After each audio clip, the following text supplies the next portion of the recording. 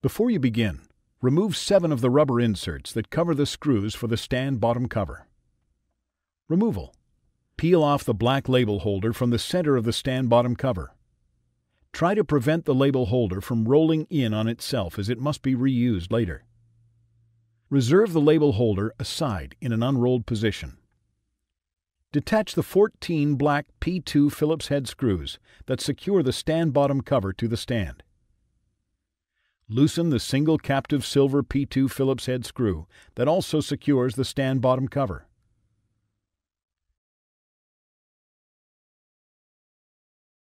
Carefully pry off the stand bottom cover from the bottom of the unit.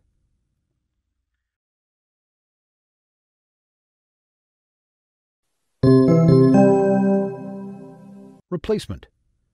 Align the oval cutouts on the cover over the bottom of the speakers. Press the stand bottom cover firmly onto the stand until the top and side edges of the cover are nearly flush with the edges of the stand top cover. Tighten the single captive silver P2 Phillips head screw on the cover. Replace the 14 black P2 Phillips head screws to secure the stand bottom cover.